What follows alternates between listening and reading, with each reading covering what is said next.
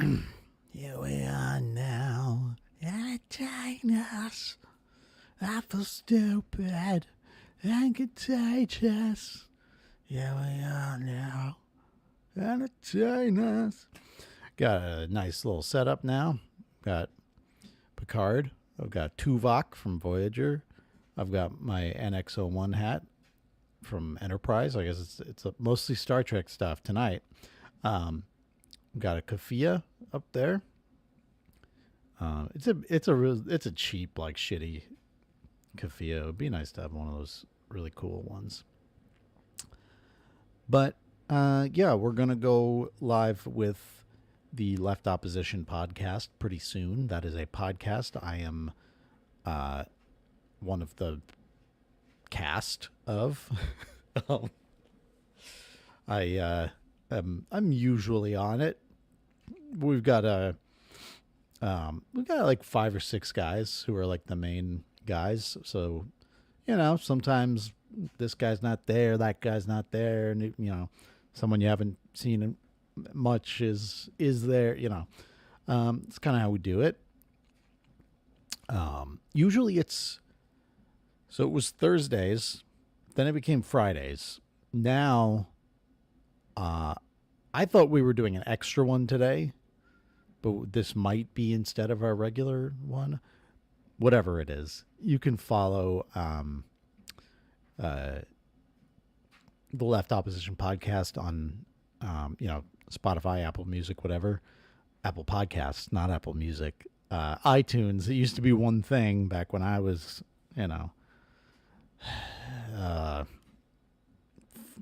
what do they say? Full of piss and vinegar? What the fuck does that mean? But when I was young, a young man, 20 years ago, which is 2005, if you're keeping track. That's how old, that's how long, that's what year is 20 years ago, is 2005. Can you handle that? Jesus Christ. But yeah, we're going to do the podcast, talk about Iran.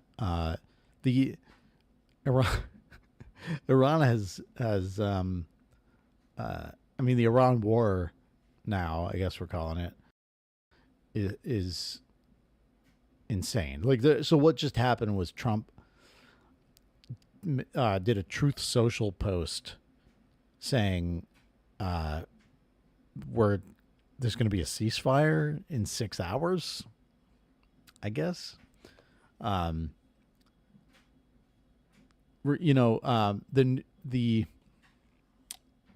reporters ask Iran, and Iran is like, we never heard anything about that. They ask,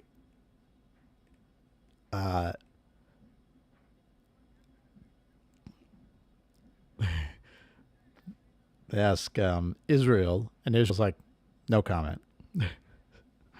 But the guy's just logged on, so I'm gonna pop it up over to there.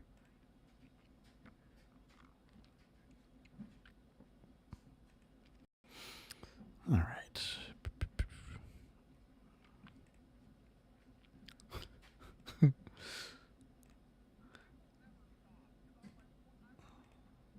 The fuck?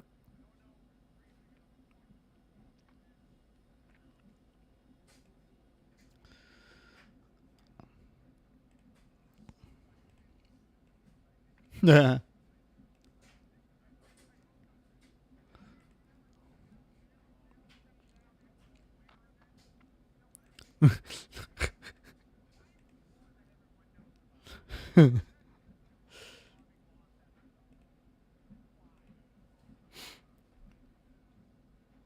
Yeah.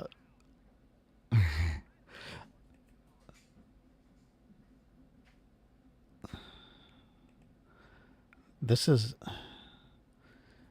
just not letting me be on camera. What is? How do I go to the settings?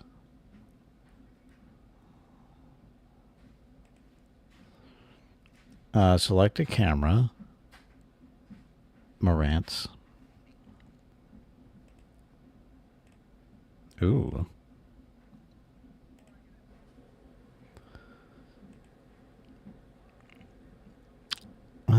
Video settings. There we go. Mirror my video.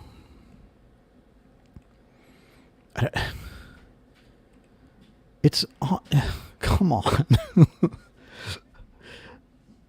Oh, just go to settings. Okay, it's already on.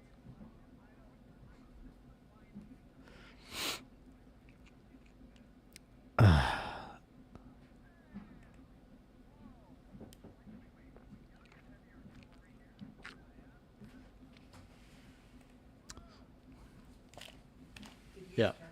Yeah. Just now. Sorry. Love you.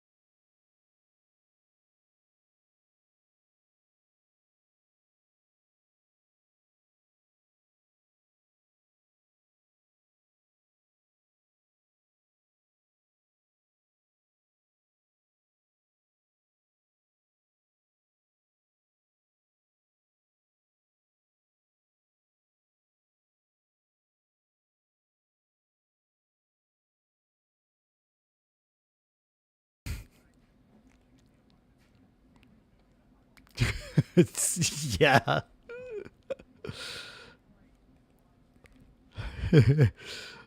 Oh my god. The the Chapo tweet was so good. They were like, Chapo's refused to have us on multiple times, and Will Menaker retweeted it, and he was like, that's true. Like, he's like, yeah, that's correct. We have.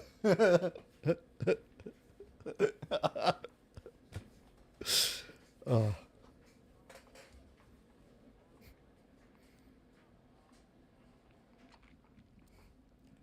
Ah.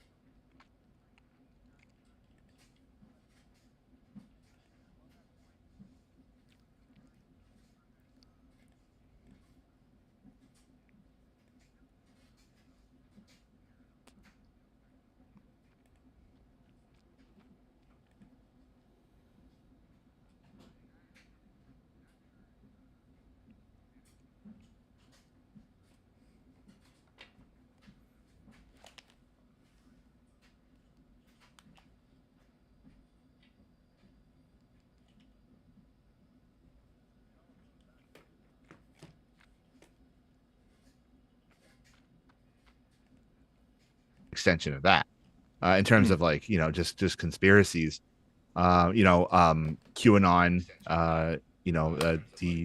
the whole like pedophilia ring ran by Hillary Clinton, Yes. Comet Pizza, that whole thing, right? That's all what this shit is.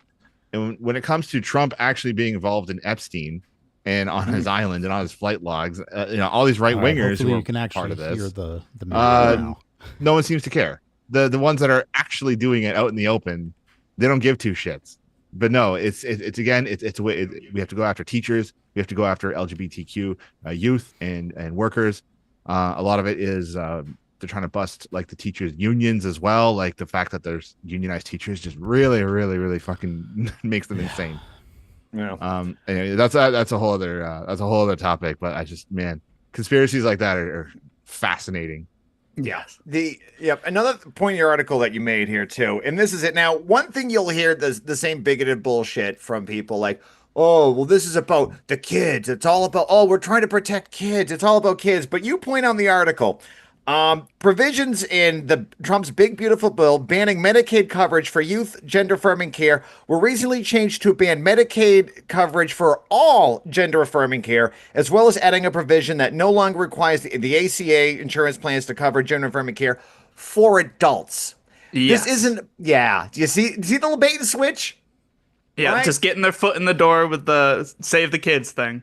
Right. And they just switched. That's the whole thing. It's not about that. It never was. It's this, like I said, perfect. It's the foot in the door to have the more bigotry in there. It's not about women's sports. It's none of that shit. No. Suddenly you have a bunch of right wing guys who give a shit. All of a sudden, like, I've never on my town's pages, I'm like, what about this? I go, when you follow this shit, dude? Like your whole thing is NASCAR stuff, dude. I don't know. Yes. What is someday? I'm like, shut up, dude. No, I've always cared about the WNBA. It's always been my favorite sport. Yeah. Oh my god! On my spare They're time, the guys who make fun of it. They're like, "Oh, fucking women's sports!" Like, no shit. Oh my god. Yeah.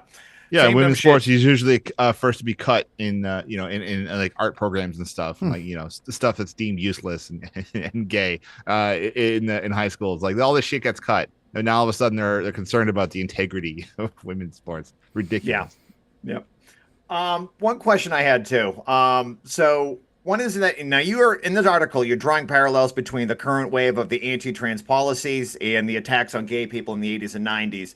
What lessons can today's movement learn from those earlier eras to effectively resist and mobilize today? Like, what would you say you could learn from what could young people today learn from the 80s and 90s?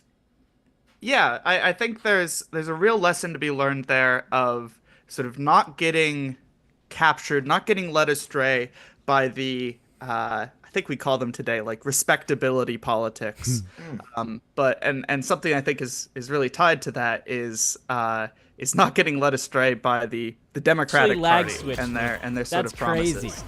crazy. You know, all these groups, the Democrats said, you know, we'd be willing to support LGBT rights, but you know, we've got to improve your image. We've got to punch it up a little bit. You know, how about you're willing to cut out trans people? They're a bit too weird. You know, we'll fight for the rights of lesbians. We'll fight for the rights of gays.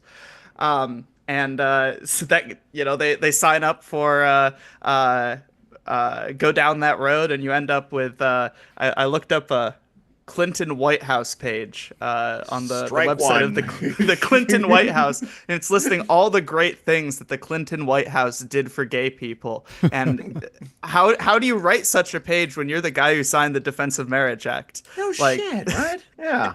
And don't ask, don't tell. Yeah. Yeah.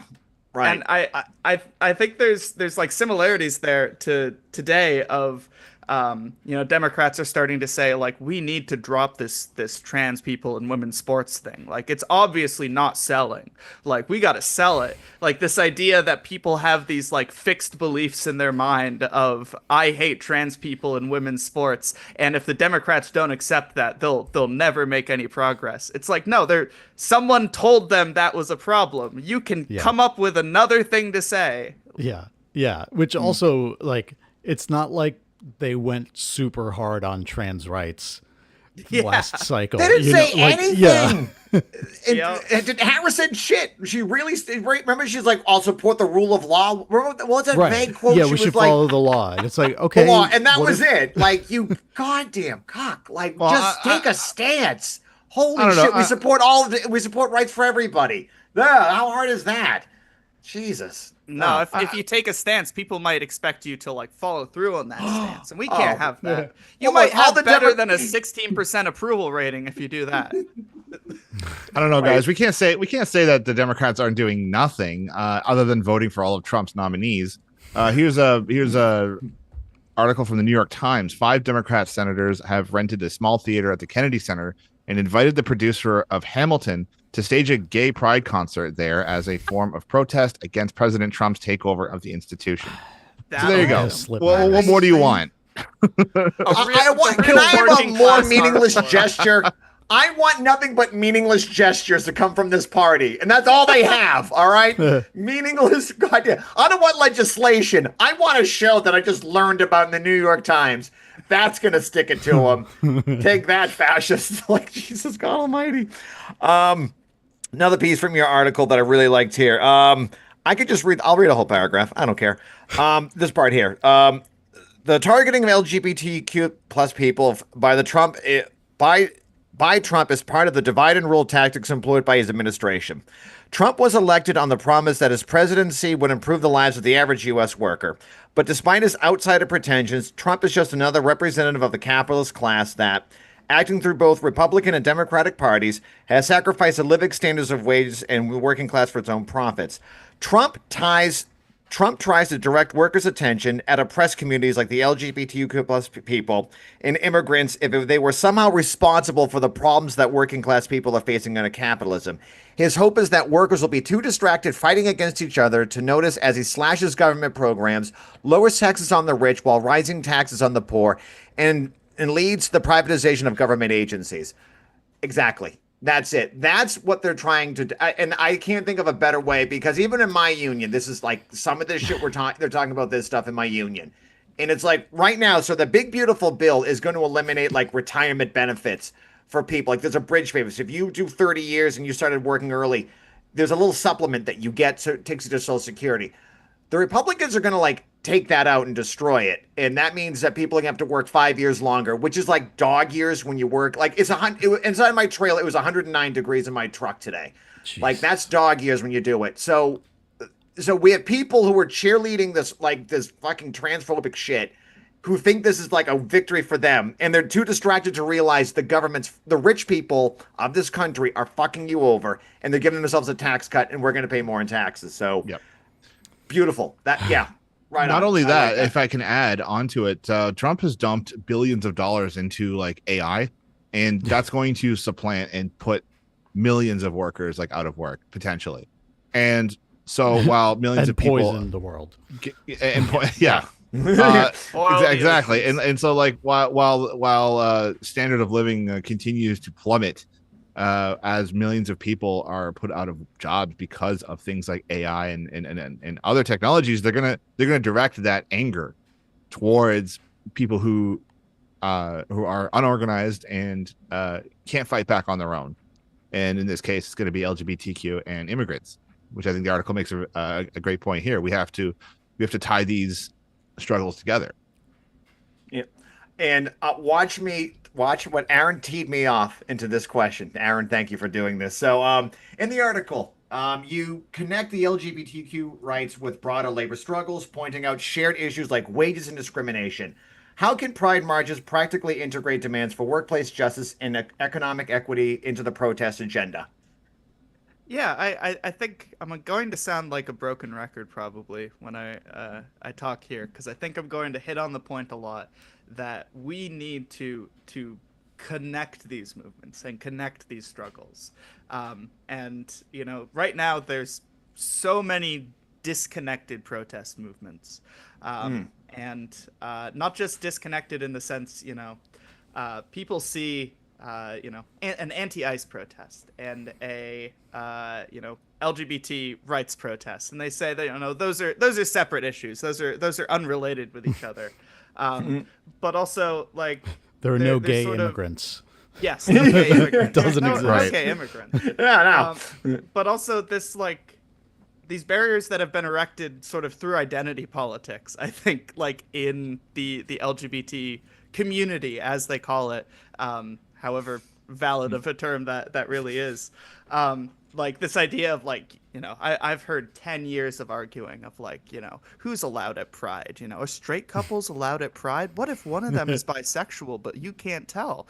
All this arguing, and it's like Fucking fuck cares? that.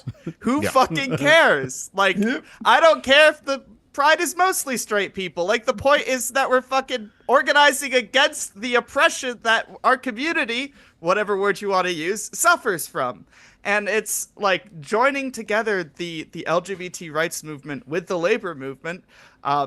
That's incredibly necessary, not just because they're the same struggle. They make sense to be together, but it gives the LGBT rights movement the power to do something about that. And I think there's some good examples of that throughout history. A few that we always bring up when we're talking about this. Examples like lesbians and gays support the miners in the miners' strike in the UK.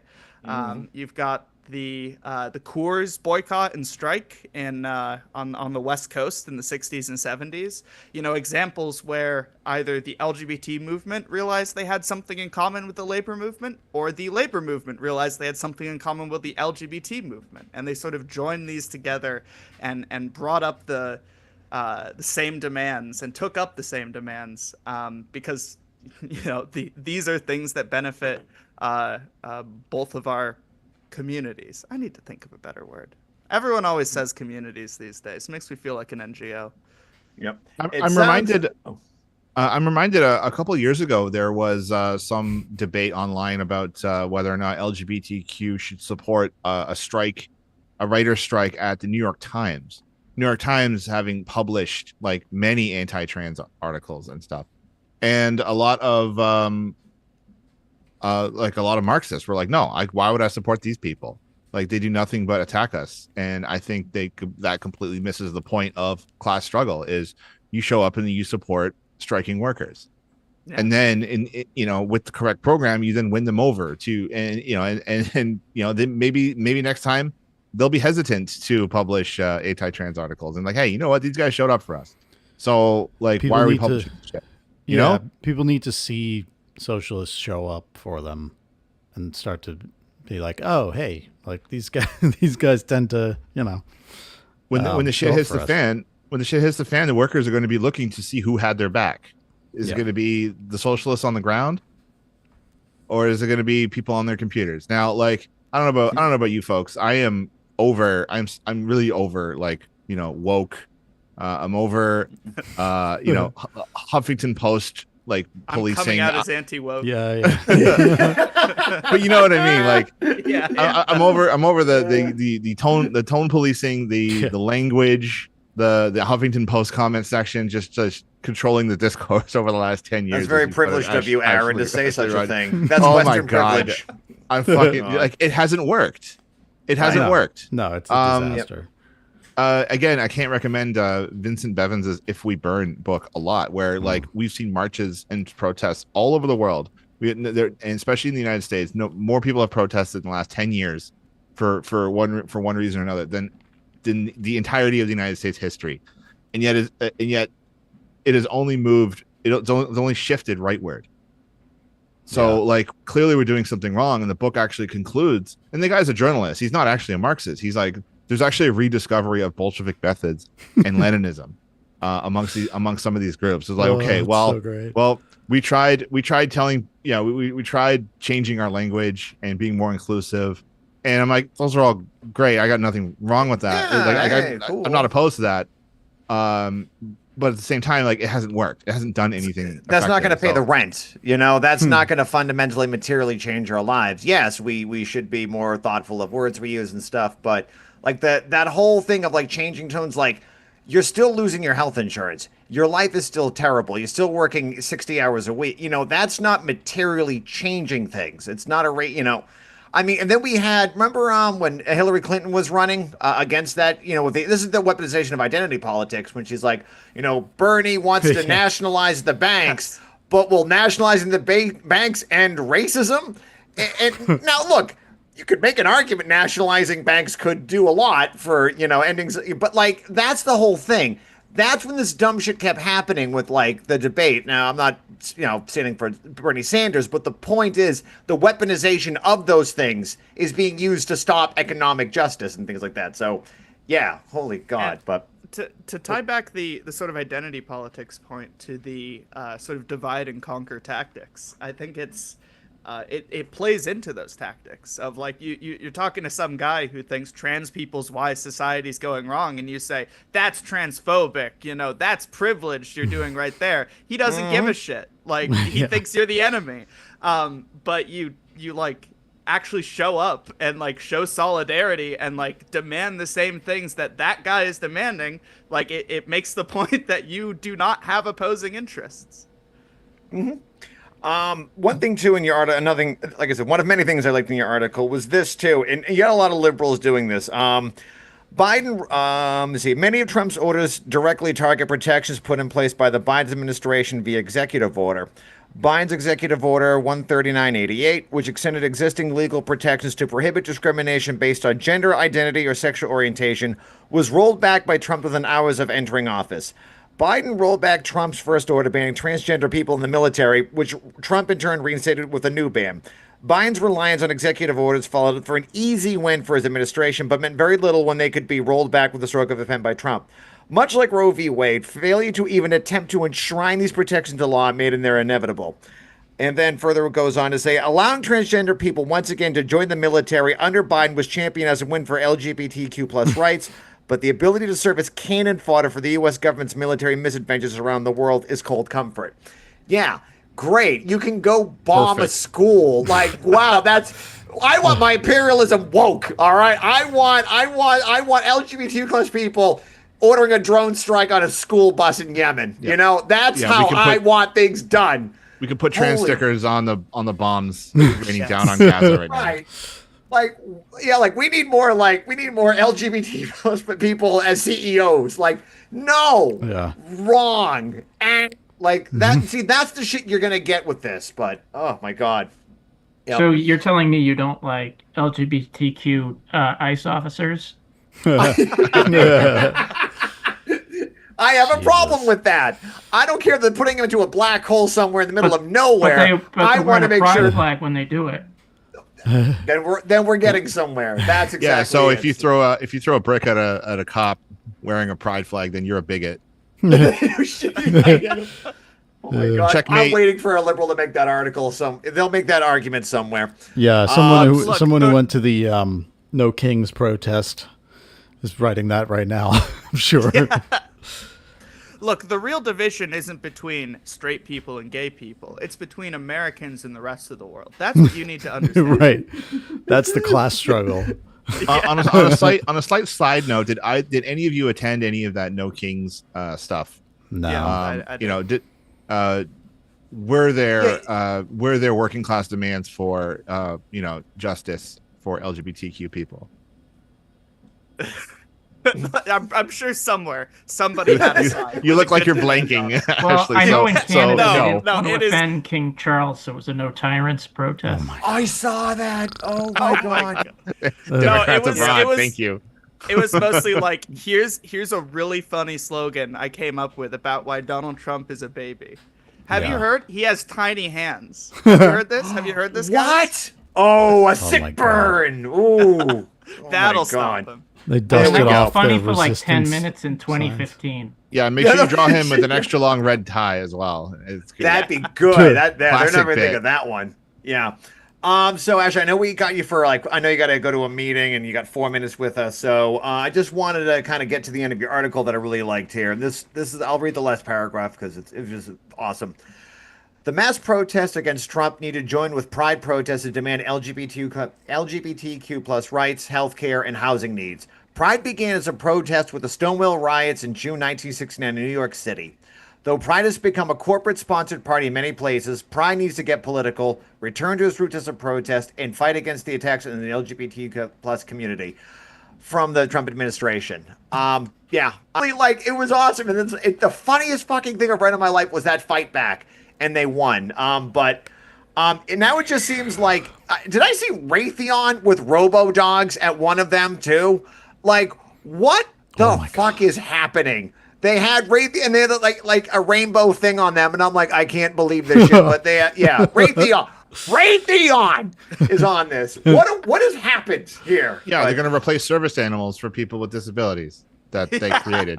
Yeah. Wouldn't that actually be kind of nice? You actually made me believe that for 1 second. They're just like Grandpa dropped his fork. Oh, Robo Dog picks up fork. Then I guess but. Oh my God! So that was awesome. I really like that too. One last thing too, and also one thing you have to bring up here. We have more to gain by joining together with the fight for those improvements that all workers need. LGBTQ. I can't say LGBTQ plus without going really slowly. Sorry. Workers would benefit from the mass unionization efforts and militant union campaigns for more jobs, improved wages and benefits, etc.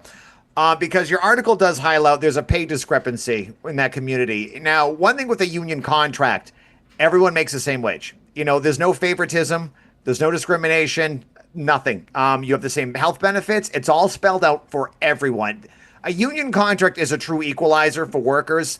You cannot be denied, oh, well, we all get a 1.3, 1.5, whatever the raise is, we're all going to get it equally. So I think that's exactly how you do it. Same thing with women and other oppressed peoples.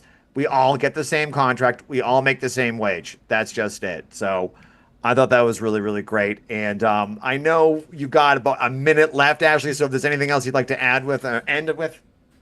Oh, I could stay on for maybe a few more minutes. Okay. All right. I don't want to be late for your meeting. If you got like a last question, I can field it.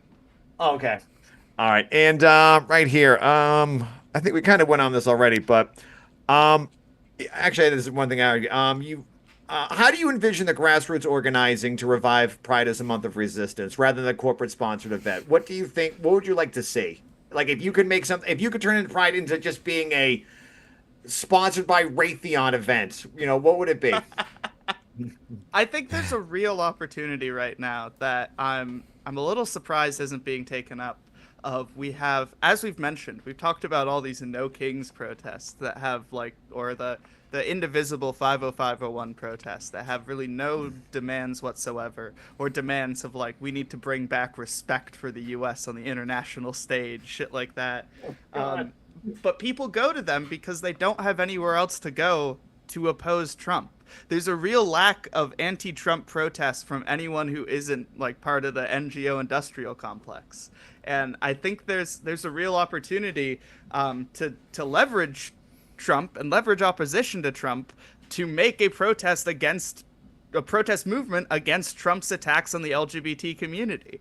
It's something that I think everyone in the LGBT community can get behind. It's something that I think people are very aware of, that Trump is going after this community. But instead, it's sort of we've got to go and get Bud Light selling their new brand of beer. Actually, maybe Bud Light pulled out because they got some what's the word? Got some backlash.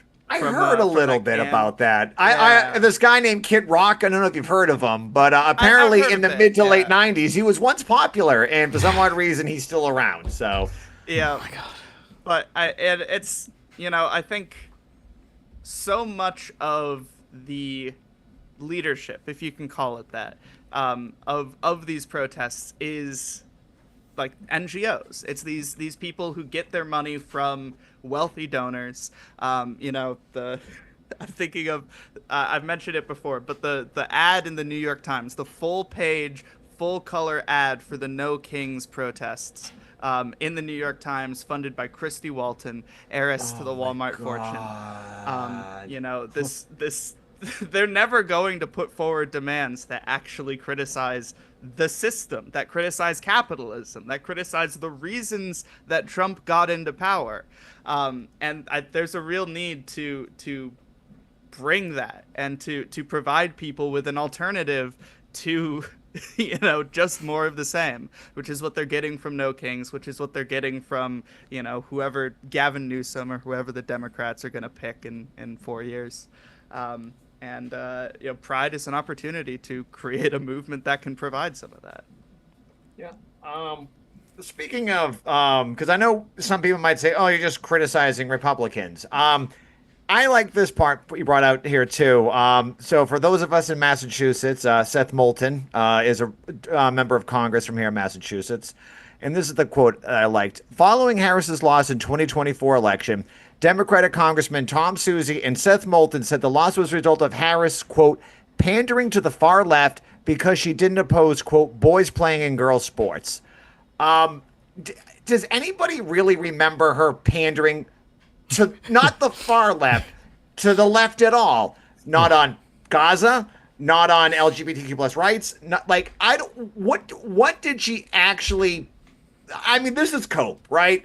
Like we all experienced the election together, and at no point did Kamala Harris. She didn't even come out in favor of single payer health care. She didn't come out in favor of college. Like, what was left that she She vaguely mentioned something that could be interpreted as price controls one time, and then immediately walked it back. The because moment it was anyone popular. criticized her. Yeah, and it actually got some popularity for her too. Like, okay, And we can you tank can't down have inflation. that in your campaign. Popularity. Ooh. I do remember during the debate, Trump accused her of wanting to give everyone health care.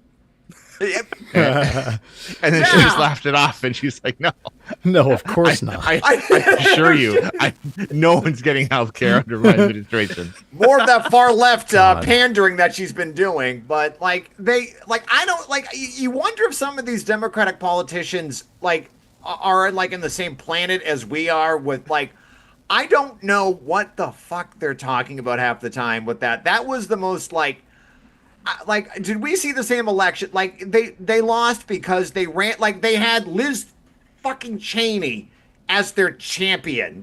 This was so to the right for them. I can't imagine what even Tim Walz, who's mildly a moderate liberal, was shuffled off within 2 seconds. That was it. They can't even do a liberal shit anymore. But holy God. I mean, it's their class interest. They're not going to appeal to working class people, even if they do, we shouldn't trust them. You run under that party, for that class, you're an enemy, straight up. Right. And Right. yeah, just I guess to bring my remarks to a close here off of that point, it's something I bring up in that part of the article is, Democrats are saying like we need to throw trans people under the bus. This is clearly what lost us the election, which if they gave a shit about trans people would be an insane thing to say. Like if they actually cared about that community. But they are, they're sitting there, they're doing the math. Like, if we support this community, will we get more votes in the next election? And I think they've decided that the LGBT community, they're a sure bet. Like, what are they going to do? Vote Republican? They don't got Exactly. anywhere else to go.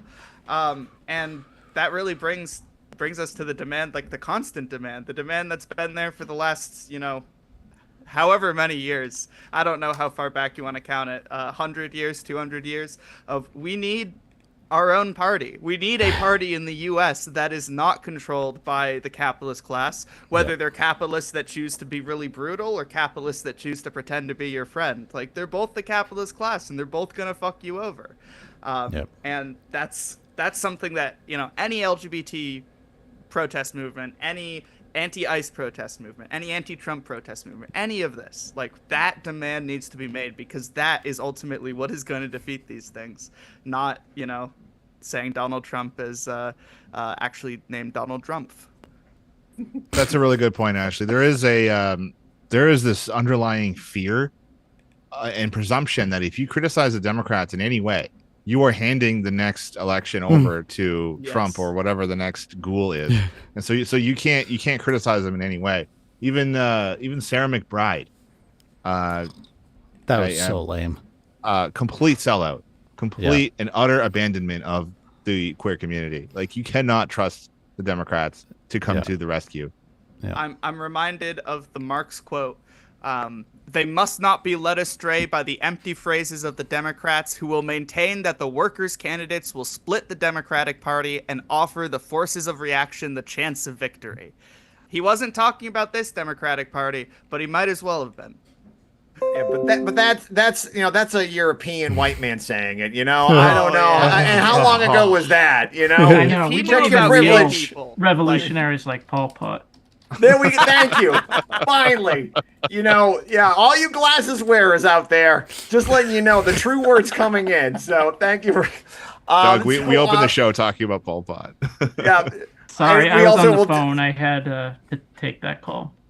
All right, no worries. All right, so Ashley, we want to thank you for your time. If people want to check out the, you want to plug anything about your group, ISG? Just check out the article on independentsocialistgroup.org and, reach out through the website if you're interested in getting involved. All right, great. All right, Ashley. Well, thank you for being here. Appreciate it. And if you, as long as you keep writing good articles, we'll try to have you back on. How's that? All right. Okay. That's our deal. All right, good. Keep up the good work, comrade. All right. See ya. Awesome. See you later, Ashley. All right. Okay. Well, that was good. That was great. Anyway, moving on. I'm sorry for showing up late. That's all good. Okay. So just before we move on, Doug, I think you have the wrong input for your mic. Yes, Doug. You can make up for it by putting the correct input in. That microphone is change your mic. That's all. on the audio section, I think. Shout out to Ashley for also. Does that sound good? Yes, much better. Oh, there we go. Yeah, Much better. I think you're using your webcam mic. Okay. That happens. I don't know. It happens. It's okay. Yep. Shout out to Ashley for showing up with a half decent mic. That was impressive. Incredible. Yeah. Wow, man. I have to punch up the gain a little bit, but anyway. So what's how's everyone doing? I think I'll chop this into 2 episodes, so that'll all be right. That's fine. Okay. like a Pride special, and then we should talk about I don't know, whatever else you guys are. Well, the war's over. Uh-huh. Yeah. Oh, I just tweeted at Derek Thompson. I told him we would have him on. Oh, I think. Derek Thompson is one of the he is more than welcome to come on to the Left Opposition podcast. One of the Abundance Bros with Ezra Klein. They are whining that the Chapo Trap House wouldn't have them on. Why would you? Well, I do want to go on. They're a bunch of frat boy assholes. Fucking Democrats. I mean, yeah, it's true, but at least I don't know, I find them funny. Hey, And we all have our guilty pleasures. I was watching Murray earlier today, so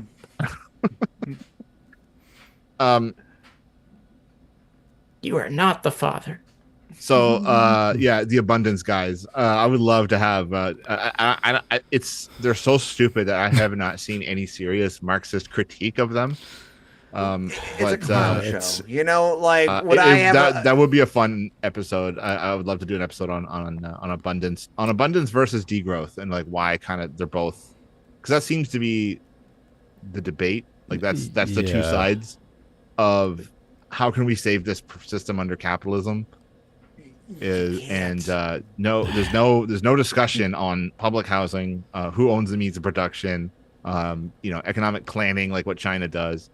Do they even talk about unions? I'm sure union. I mean, even these guys hate unions. They're the abundance. so The abundance guys hate wow. Yeah, it's Liberals hate an unions, obstacle. huh? It's red tape. It's bureaucracy. Bureaucracy, bro. Are they even thinking of the shareholders? I hope so. I mean, everyone's a stakeholder. Is degrowth like just moving away from commodity production, or is it supposed to be like I was gonna let's ask you about live in the that. trees? No, degrowth. I think it's like this push to consume less.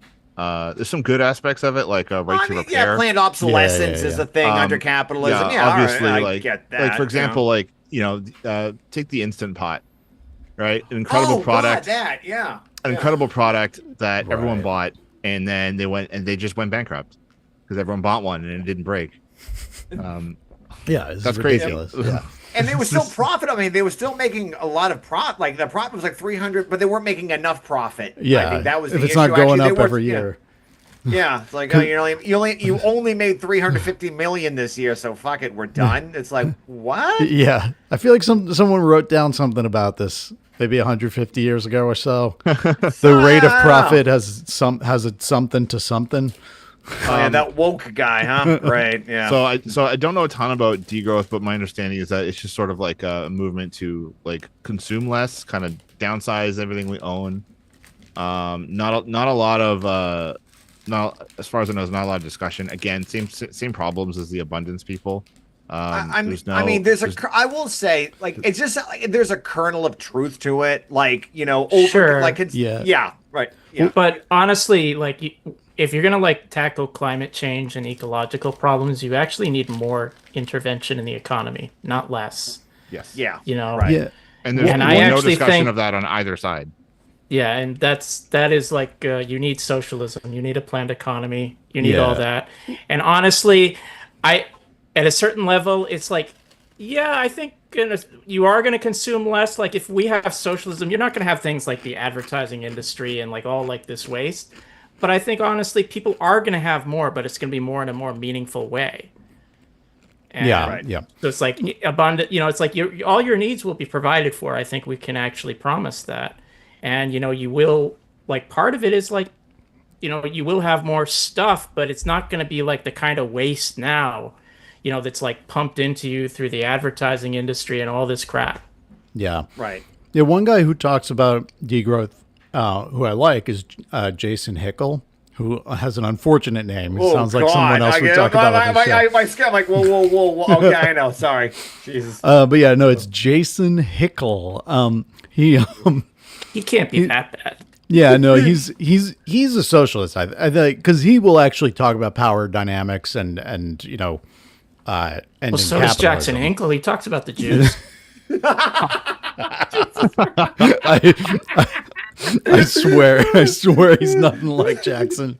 I'm kidding. Obviously, this guy is not like Jackson. You can't Hinkle. pick your name. Trust me. But fuck. I've just had a very busy day, and I just kind of want to joke about that.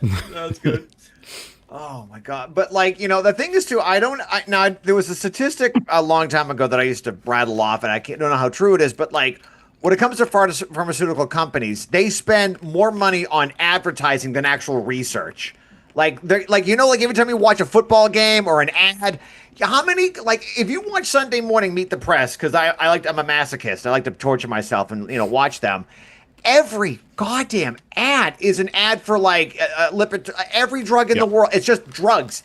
And those are millions. That's where your money's going. It's not going into actual research or the wages for the scientists and the No, workers. No, as far as I that's it. understand, most research is actually paid for through subsidies, taxpayers, Right. grants, universities, that sort of thing. And then it gets patented, and then they have to find a way to sell it, even if it makes you blind and shit Yep. yourself every 30 minutes on the hour.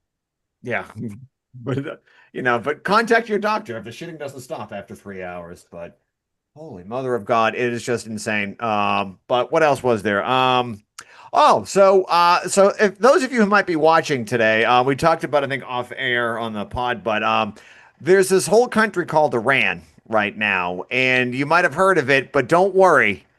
According to Truth Social Media, the war is over. If you want, I don't know if maybe that's the John Lennon quote, but is the war over? Does this anyone hear any? Is there any new updates on Actually, this? I saw, and beyond the 12-day war ending, according to our glorious overlord, is there was a report from the Jerusalem Times that I guess Iranian officials agreed to, but that's like really all I've seen, and that was like like an hour ago. So we're in like the fog of war stage, so it's like I don't know how much to believe any of this. Yeah. Israel the greatest. So I mean, you know, if I'm just reading Trump is saying it, but the countries that are fighting are not. Well, I mean, the U.S. is fighting. We all know that, but I think it should be very easy to verify when by asking anybody in the country's media that like they're not doing this. But I don't see anything here. Like, oh my God, like this is bad. Right. So Like I guess we should back up a bit in case this is somehow your only news podcast and you've been living under a rock since. So the last time we recorded, the bombing had just started. And so there's been about 12 days of exchanges. Eventually on Saturday, the US got dragged into the war. They launched limited strikes against I guess like empty or no, against nuclear facilities. Now there's tons of problems with a lot of this nonsense. A lot of Democrats are saying, well, Kamala wouldn't have gotten us into this war, and Trump was voted in as like the peace president, the no new wars president, no forever war president, which we all know is a joke. Um, uh, and I read somewhere that actually the exact maneuvers that they did to take out Iran's nuclear facilities, this was practiced and planned under Biden. Yes. Democrats absolutely would have jumped into this at the first opportunity.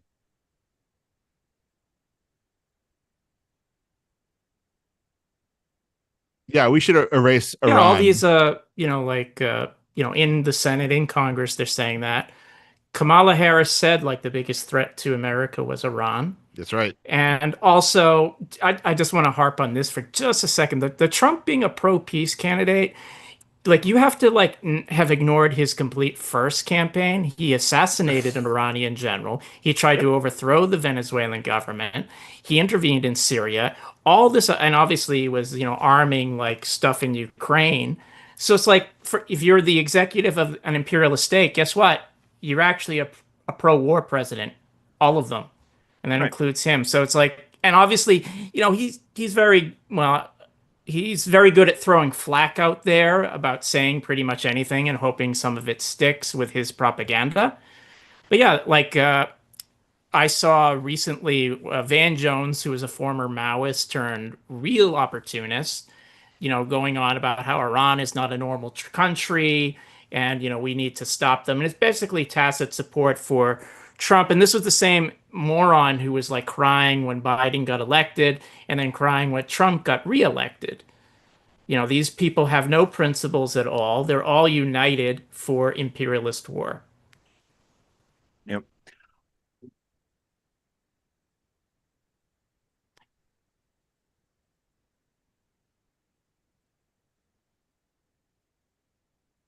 Also, the fact that like you think Iran, I mean, I actually don't really care for the Iranian government at all. I think it's very reactionary. It's very anti-communist. But if you're going to say Iran is not a normal country when Trump has his fucking Gestapo and is sending Marines into Los Angeles and has like the weirdest cult of personality in the world, please Yeah. what's that Bible quote about, don't throw stones in glass Right. houses? Yeah, right. I don't know I if it's a mean, Bible quote, but Whatever. yeah. I'm an um, atheist. It's you a know, this stupid is book this is anyway. Iran. Iran is a country that like they have not invaded anybody. They have not bothered anybody. You could argue like, okay, maybe they're arming proxies in like Lebanon and Gaza, maybe. Um, as if that justifies like any of this. No, clearly they're the Israel has victim of bombed. aggression here. Oh, 100%. Israel yeah. has bombed Israel's in the last 2 basically years. They have bombed. the They have bombed. 51st state. I know They have that's supposed to bombed be Canada, but Gaza. it's really Israel. In the last 2 years, Israel has bombed Gaza, Syria, Lebanon, Yemen, Iran, and Yemen. right? Um, Five countries too. Israel has nuclear weapons. They have not signed any nuclear treaties, proliferation treaties. Iran has. Iran allows inspections regularly. Iran was at best maybe like 3 years away from But they've been developing saying Iran a is like nuclear days weapon. away from getting a yeah, nuclear weapon Netanyahu since said that in 1995. 2005. Yeah, right. It's like, and it's pretty Saddam clear. Hussein Like has again, weapons of mass destruction, of course. they've let inspectors in. They've done all that. If you care about this bourgeois legal framework, then they've pretty much obeyed that. They have met every threshold that, yeah, exactly. The bourgeois, laws and rules It's also have just thrown like at them. I don't watch like the regular TV news much, but I remember the run up to the Iraq War, and it was pretty much a year of constant drumbeat of propaganda of Right. WMDs and all this. Colin With Powell did his 9/11 in the stupid, background too. all of That that. was Yeah. pushing it. Yeah. So there was like it was pretty well crafted, and all the news stations fell in line. They found all these retired generals who were just Oh my all these God, war yeah. criminals they could bring on. And forgive me, I don't. Did they even do anything remotely like that No. before any of this No. happened? No. On CNN, on Fox News, on any of them? It just feels like it came almost out of nowhere. Obviously, it didn't, Right. but like there was no drumbeat of propaganda. It's like They're not even trying because they know they can do it and get away with it. Israel has been they've maybe erased JD Vance was right. They- We're not they- going to they- get involved in a foreign war in the Middle East for a long time because we don't have a dumb president now, and we don't need the propaganda. it would be, yeah, like exactly. We just they've given up any pretext of going to war. They just know they can just do it. Israel's been doing this, and like even some Israeli officials were like they've expressed surprise, like I can't believe no one stopped us. Yeah, from doing this. that's They been have- said multiple times. have like no leveled one has every stopped. I building think in Shmuley, Gaza. he's like no one's stopping us. Question This I is- have too. This came up in the chat, and Doug, I want to know your thoughts on this too. But now you're going to see some people. Speaking of bad people, Jackson Hinkle posted a photo of himself wearing a headband with the Iranian flag on it. So automatically, I have a reaction that we shouldn't be supporting Iran. But what should we be support? Some people saying, well, Iran's anti-imperialist. Should we get behind them on this? What's your take I on that? think my take is basically, I think leftists in different countries, obviously we're fighting the same cause, but in the US, it's just we're opposed to the American government wherever it intervenes for any reason. We want them to lose. And I don't think we actually have to I think it's possible and necessary to just come out against the US, Israel, and their war aims. I think that can be done without painting the Iranian government in these great, rosy picture. Because honestly, I've read enough on the history of Iran that I don't like the government. I am, as an atheist, as a Marxist, I don't consider it progressive. They murdered communists. I don't think religious theocracies are good. Again, that's not to justify any attack, and we know the U.S. will never bring liberation. I think Iranian leftists, most of whom are in exile, I might add, there are some there. From what I've seen, most of them have condemned the war, but they are refusing to align with the government. Because frankly, people often forget during the Iran-Iraq war, the leftists did align with the government, and it didn't stop them from getting stabbed in the back. So there's that going on. And so it's like, I'm not going to condemn them for doing that. I also don't think they should, because it's not quite the same as the Iran-Iraq war or World War I, because I don't think Iran is imperialist or anything like that. That's not to say I think they're anti-imperialist. They want into the system. and they obviously have their own reasons to oppose Israel, the United States, but they're not this progressive powerhouse. It's not like, say, southern Yemen in the 70s, which was avowedly Ah, Marxist Leninist.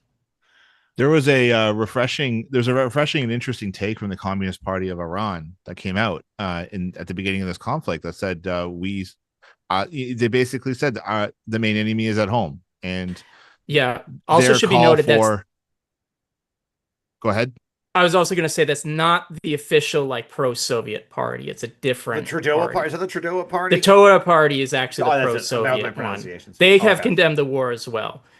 But the difference though is like when they call for regime change, they're calling for like a worker state, whereas Yes. like in the West is calling the whole reason they launched this attack in the first place. The big part of it, I believe, is because the war in Gaza is not going their way. They've leveled every building, and yet Hamas is no closer to being defeated, and the hostages are still there. They're not coming home, and Netanyahu Oh yeah, we forgot about them, haven't we? Needed Yeah. an easy, Maybe so, they're in Iran. Maybe did we think of that? Maybe. so Netanyahu needed an easy win by fighting a country like 100 times their size with 90 million people, hoping and assuming the U.S. would also intervene on their behalf.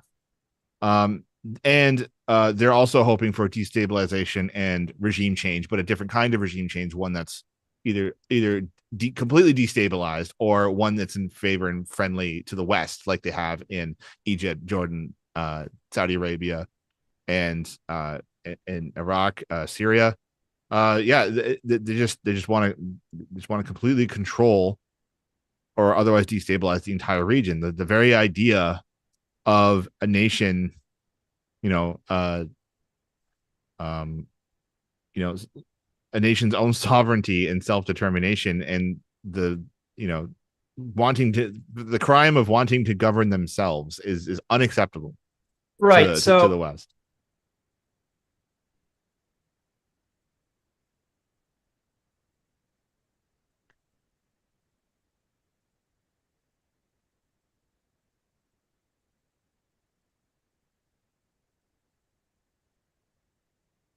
You know,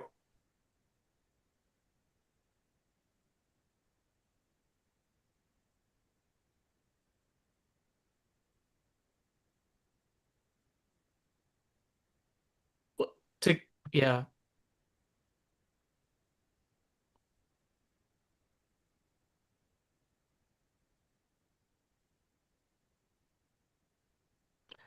So it's important to note, like, when the US went into Iraq in 2003, the country had already lost the Desert Storm War of 1991, had been devastated by sanctions, embargoes, and all of that. So it was a pretty broken country, and the US kind of, just, it waltzed didn't in, take yeah, much, honestly. like a month. Yeah. Iran, as far as I know, hasn't been in like a ground war since like the end of the Iran-Iraq War, which is in the 80s, like 1988 or something.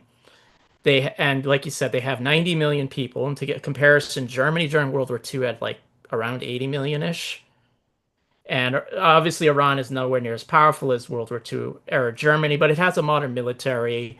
And I think like a bombing like this and this type of thing is going to rally people, even people who don't really like the government Iran, around its leadership.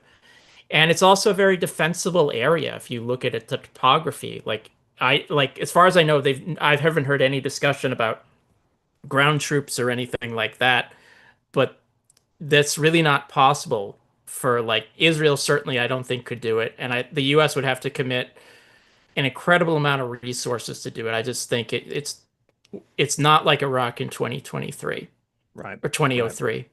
Yep. Sorry, wrong imperialist war, Doug. Sorry. Yeah, I know. Yeah, Even though yeah, we're still in Iraq, though. Don't worry. That's true, but it's like it's just like logistically it'd be so difficult. I certainly have war plans for it, but actually carrying them out is something completely different. And I think part of our like the Iran left, just like leftists everywhere, have a duty to conduct class struggle in their country where they happen to be. They're detachments of an international class. And I think part of our task is we can be opposed to imperialism without prettifying various countries. I don't like the lesser evilism abroad that you find in Marxism, where anyone who opposes the US is good. Because honestly, why wouldn't you just support Hitler then? Or Al Yep. Qaeda or Or something Slobodan stupid like that? Milosevic, which they It's did like, do. Yeah. now, granted, sometimes the people who are opposing the US are pretty defensible, like, the National Liberation Front in Vietnam or Cuba or something like that. But, it's like just to make that a blanket thing, I think is like really stupid. And often a lot of times the way that gets interpreted is if you that means any class struggle against a so-called anti-imperialist regime is condemned as some CIA-sponsored plot or a color revolution. And it's like, that's just like, then you're just saying, okay, revolution is off the table for everyone pretty much in the world. And I Yep. just think that's wrong.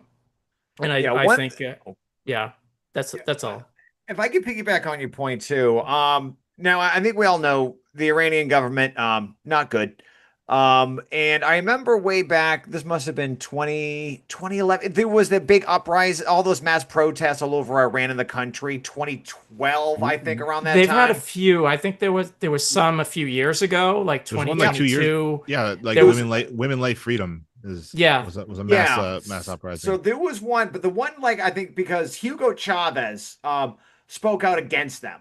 Like, Yes, now because obviously, he had pretty good close trade diplomatic relationships with Iran, and that Right. might certainly make sense from that perspective. But that we're not bound by what Hugo Chavez says or does. right. And that was like, I remember, like, now this was more of my, my disillusionment with Hugo Chavez and everything. Like, look, I still like Hugo Chavez. I think he's a great person and a good leader and stuff. But unfortunately, he stopped at revolution. He could have done it, but he didn't do it. But that's a separate story. But I was really disappointed by that too, because yes, there's lots of economic deals. The Iranian government did help Venezuela. There is some Yeah. good solidarity between them. But he could have just stayed silent. But I think he's saying this is a CIA plot kind of thing. And He it's would like, say that, and to be fair, obviously he lived in a country where he lived did suffer through a from CIA plot. plots. So, right. So I get it, but on the other hand, it's Right. like Hugo Chavez, despite his proclamations, I wouldn't consider him a Marxist. I would consider Right. him a left-wing social democrat, and I would consider him a sincere left-wing social democrat. And obviously, it's a longer story about Hugo Chavez in Venezuela, but he's probably the best leader that country's ever had. Granted, the bar is low, but that's not to actually condemn a lot of what he did. There were definite achievements from the Bolivarian experiment. Right. But But a lot, that it's should like be the its own Soviet episode. Union did a lot of this too. At various times, they were allied with like the Iraqi Ba'ath Party, and like Iraqi communists would shut their mouths, and not criticize them. And that might make sense for state to state relations, and I still think there's a lot of problems with that. But it's like, as revolutionaries, our goal is to fight for socialism, no matter where we are. Right. The class struggle doesn't stop just because the local despot, can spout a few phrases that have anti-imperialist jargon. Did the Bolsheviks quiet down when Kerensky was in power during World War Well, One? they Did were clearly like, a color revolution, so they didn't. The Okara was behind it all. Another thing, yeah, the other thing too that was coming up also about this whole thing is, I work with a couple of Trump supporters, but there is a large sense of disillusionment, and some of them are very upset about someone they thought who was anti-war, even though we spelled out all the things they were. But they thought, like, he's not going to do this. And I'm just talking to people who I'm like, you want to talk about Iran today? And he just meekly goes, no, I don't want to. And it's like, I actually have some thoughts on that. So someone Yeah. shared with me this a few days ago. It was a tweet, I think it was a tweet from Candace Owens. oh God. And this was about God, yeah. Trump Oh. getting involved in this. And this is what Candace Owens said. I'm going to read out the tweet. She said, they tried to redefine anti-Semitism, criminalize criticism of Israel on college campuses, and most crucially, see the seed that the declaration of Christ as our king amounted to hatred against Jews. All of this was done in preparation for the greater Israel agenda, regarding which they attempted to emotionally manipulate Americans to accept. The conspiracy theorists were right again. It was always about a planned war with Iran and a doomed heretical belief that mass slaughter of women and children is messianic. If you believe the Benjamin Mesquia is chosen by God to impart murder, starvation, rape, and blackmail. Then may God have mercy on your soul.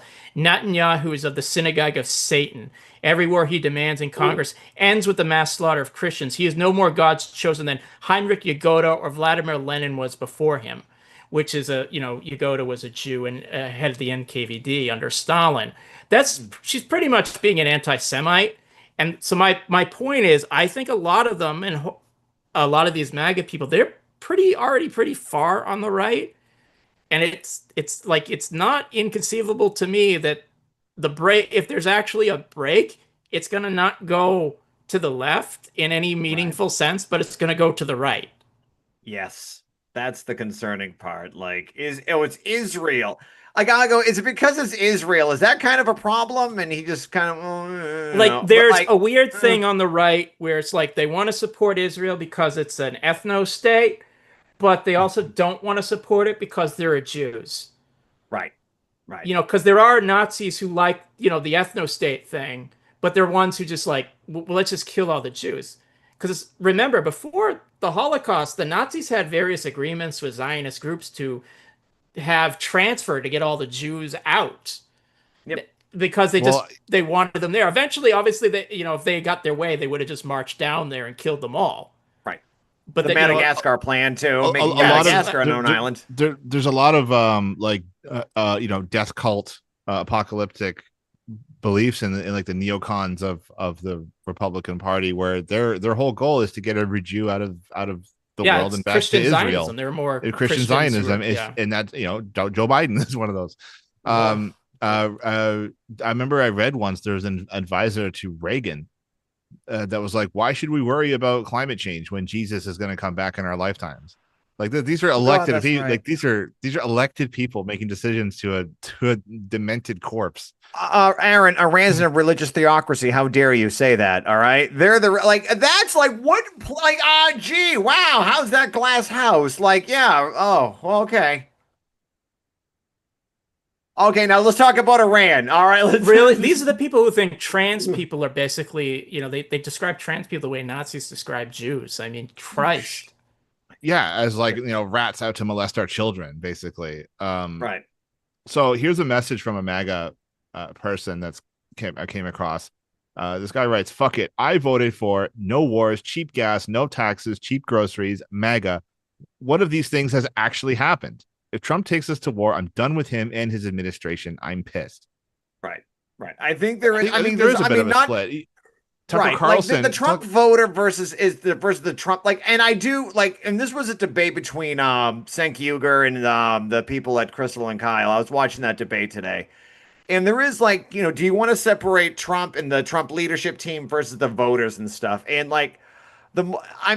you could say, well, every single person who votes for Trump is a fascist. That was and I don't know about that, but it's hard to deny that. Right, and that's first of all, it's like there were 70 plus million people. 72, I think, yeah, something like that. I don't know the exact numbers, but first of all, I think some of them probably were generally, they did have false consciousness. Let's be clear, they voted for him. I don't think his base there's no such thing as a MAGA working class. That's stupid.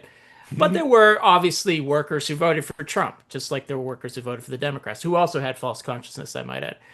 Yeah. And it's like, it's patiently explaining. It's also finding out, is someone who really had some wrong ideas, just that's all they did. They voted for Trump. Not a good thing, but they went about their regular lives afterwards. Or they a committed person who's going to cheer on ICE and thinks we should have concentration camps in El Salvador and everything. There's a difference, and it's obviously, if you talk to people, you can find out probably pretty quickly which type of person you're talking to.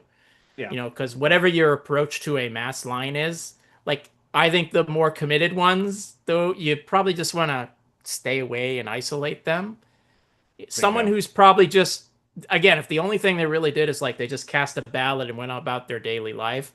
Yeah, they did a stupid thing but they're probably not a committed neo-Nazi. So yeah, there's a difference. Yeah. Again, I'm not saying what they did is good, but it's it's different than being a committed activist. Yeah, I think, and if I could go on that point too, is I think there was a lot of people, because there are people, working class people, who are struggling right now.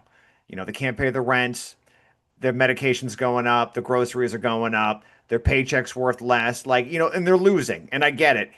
And when the Democrats are telling you, well, look at the stock market, everything's fine, what are you complaining about? That was pissing people off. And a lot of people were like, no, things are not okay. And, you need a demagogue like Trump. And like we were talking about earlier with Ashley, was like, you know, oh, gay people are getting special rights. These immigrants, they're getting special help. What are you getting? You're not getting anything. You're losing. This is like, and I think the messaging worked, and they just stayed on that like, and the Democrats were just oblivious to it. Like the upper middle class liberals are just like, hey, look, we live in a gated community. We're fine. We kids go to private school. I'm upper management on State Street or what. Like they're telling people, and a lot of the MAGA people I think out there who voted for him were just like, things are shitty. But yes, there's also, and like I said, if we get ICE on board and we get rid of these migrants, then my life will get better. That's like, and that's what they think, and I think that's where, and now that's wrong. But like what Doug said, patiently explaining these to people, because I do work with people. Instead of me shouting at them, I try to understand. What's that? Spinoza quote: "Ours is not to laugh nor cry, but to understand." Like that's what Spinoza, we're yeah. supposed to. Yeah, that's it. Doug, I know you're. Are you a fan? I don't know if you ever. Yeah, I was getting nervous quoting him in front of you because I'm like, It's Doug's okay. all right. But that's the idea. We need to understand with these people because they are working class. Like we have to figure it out. Some were they're lost causes. There's some people, 25% of them, they're gone. It's That's it. also like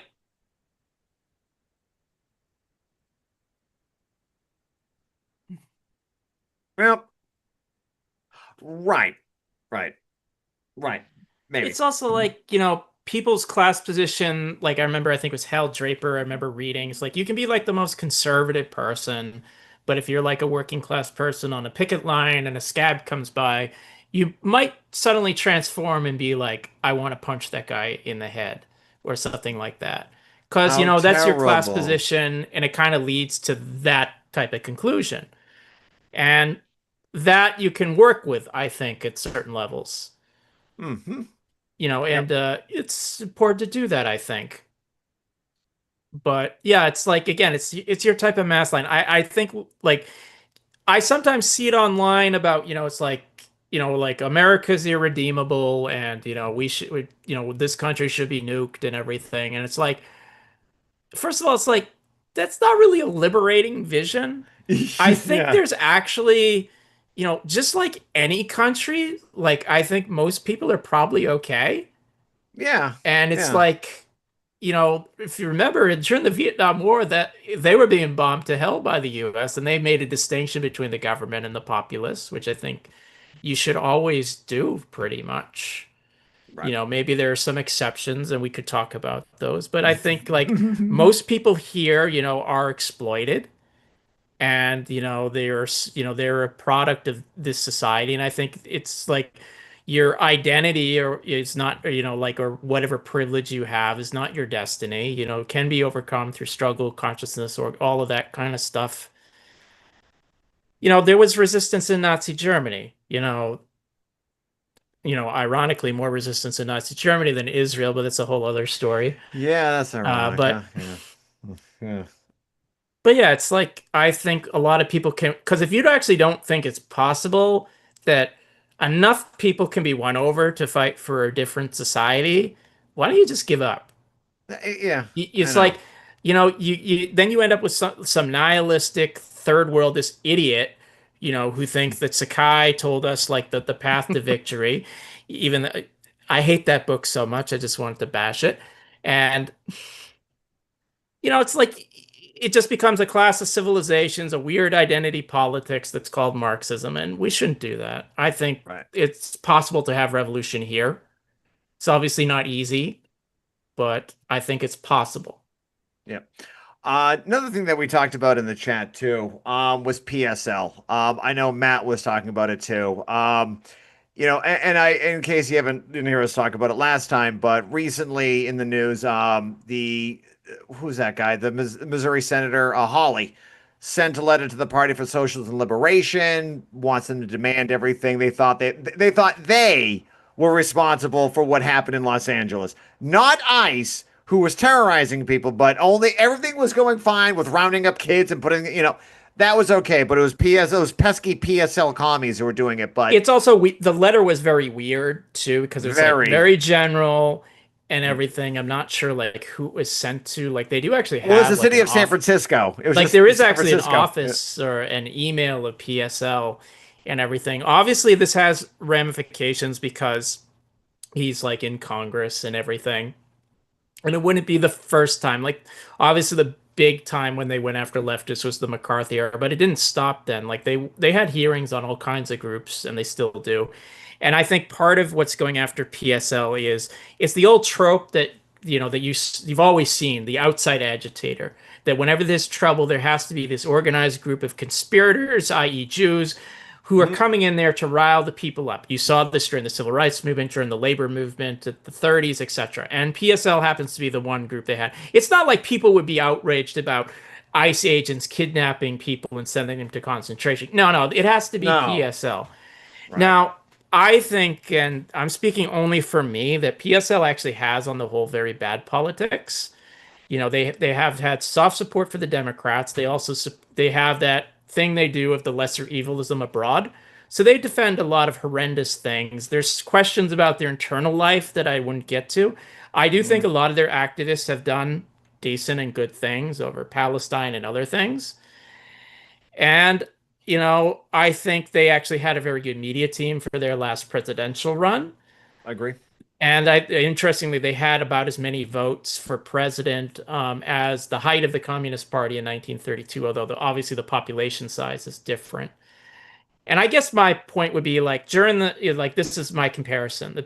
The Communist Party by the 40s and 50s was a deeply bad organization, opportunistic, revisionist, had done all kinds of bad things. Nevertheless, it was necessary to defend them against McCarthyism, and if you didn't, you were a traitor. Yeah. And I would say the Yeah. same thing about PSL. Maybe not, certainly not have the influence of the CP at its height. And I think, again, I wouldn't join them for all kinds of reasons, but I do think it is necessary to defend them, you know, and that's I think, fine, you know.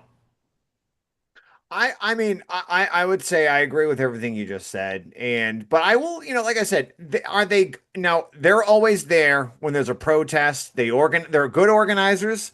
They got professional signs. They show up in force. They do good political work when it needs to be. Like, I'll give them a lot of credit. I always see them in force. They're well organized. They're really good.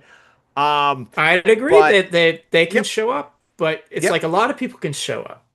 True, true. Well, I mean, a lot. There's a lot that don't, which I'll be. That's true. Sometimes I And do miss. again, Yeah, yeah. I'm not And knocking like I them said, for giving credit when credit's like what they due. did, especially in 2023 and 4 over like the Gaza stuff, with like some of these encampments. I'll give them credit.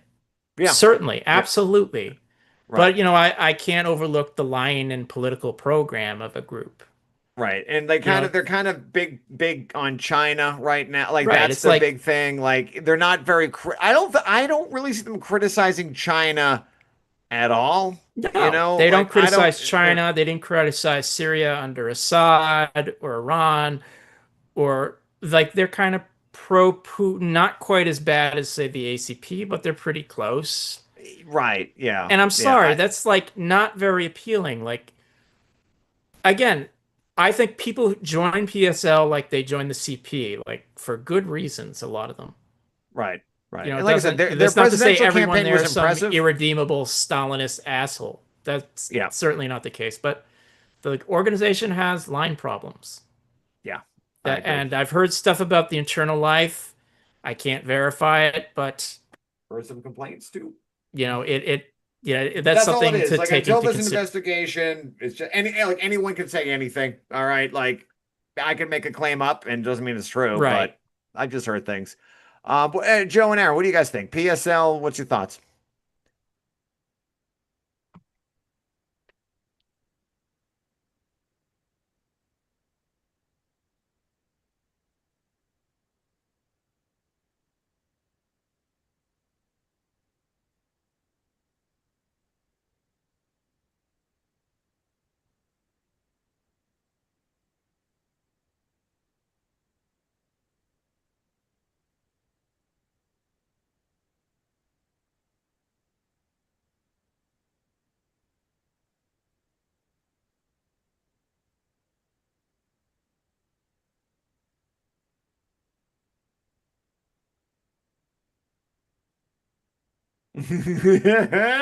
Yeah, I've been to a few myself. I know, and I'm like, yeah. Usually, it's just everyone. It's all the other comedians watching the other comedians, and there's like 6 of you there. Yeah, I know. I know.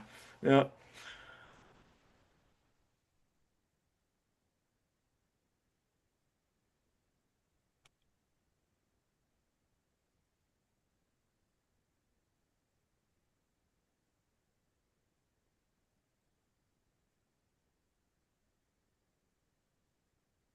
Yeah, I don't know a ton either. All I know is Claudia de la Cruz did a presidential campaign, and if I was to vote in something like that, that's an easy vote.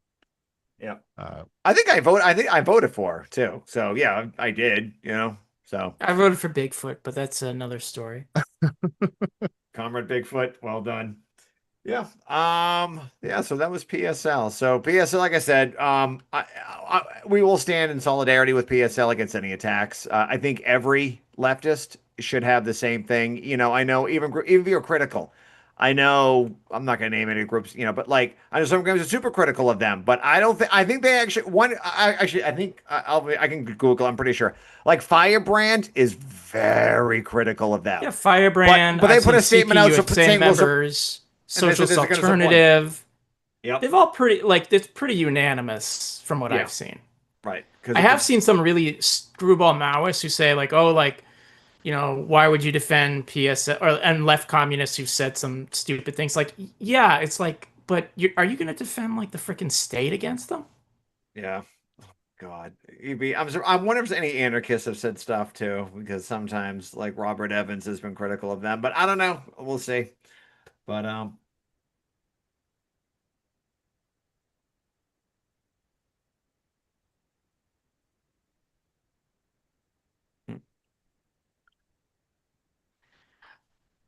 They're a little different. They like DSA is part of the Democratic Party. PSL sometimes does have soft support for Democrats. Like they were urging like primary votes for Sanders and stuff, and they've had some other stuff as well, which is bad, I think, but it's not quite the same level as DSA, who has members elected to an imperialist party and carrying out their agenda.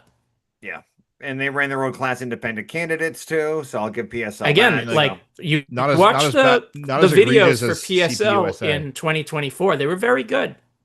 Like Yeah. like I've often complained about leftists not being good with like YouTube and social media. They were very good. That was good. And yeah. to be fair, I actually think the RCA, whatever criticism you can make, they've actually improved their media game as well. Yeah, I've been impressed with their shit too. So yeah, I know. Which it's like yeah. it's sometimes you feel like voting for like wishing for like leftist media content is like the monkey's paw. It's like it comes out bad things and you end up with like the ACP or something stupid. Oh God, help us all. All right. Hey, a fine thing to listen to if I were to listen to anything other than the Left Opposition podcast. So that's it. Aaron, you're doing a share screen, by the way, which we can't see, but I can see on the Twitch stream. But I haven't shared screen yet. is that their statement? No, this is just an article by the RCA, the RCP. Bob RCI. Sorry, I never know what to call these guys. They're probably like really mad about Bob for that. Yeah. To be fair, that's actually a great name. It is. Yeah, RCP, it is. fantastic. Yep. RCP. So the international is called the RCI, and then each section is called something different.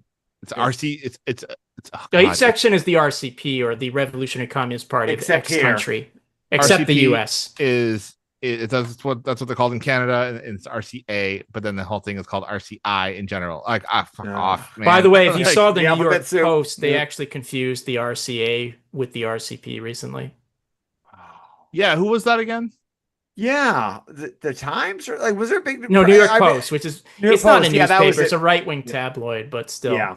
Yep. I saw. But it's that like too. I'm sorry, it's like journalistic integrity. You should actually get that right. Yeah, it's the Post. Yeah, I mean, like I can barely get it right, and I'm an ex-member.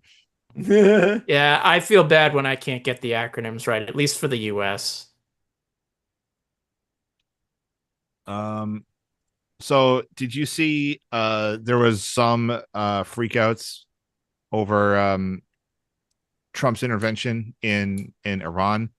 Some of our friends over at the ACP were losing their mind because they thought Trump was the anti-war guy. They all the same reasons, right? As the MAGA Oh, people. I've seen it. The AACP got something wrong, huh? The American shit. Cop Party. That's awesome. Yeah. So of course, Eddie Haas, Jackson Hinkle all came out as like, well, yeah, of course, we never supported Trump.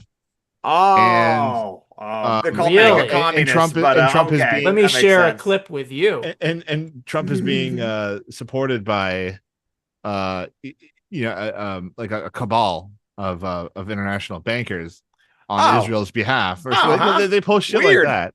Oh, all right. And Was I'm there like, triple that's parentheses around that phrase at all by that's chance? a Or, it's a Here's weird thing to say. here's what Haas said about Trump. Oh, okay. You can watch that clip. That's from 2023. Okay. Aaron, if you want to cue It's that only up about for our- it's a little less than a minute long. Okay, He let said me- he never supported Trump. It's just All right, okay. Well, while I set this up, oh my god, how do I do anything? I totally forgot. That's okay. I am going to remind you that Haas also tweeted out that Trump is to the left of the Democrat Party. yeah, watch that clip. Huh. Okay. That is a statement, he said. I can agree on that.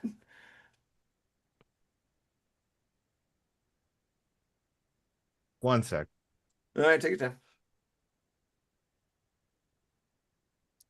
All right, where'd my chat go?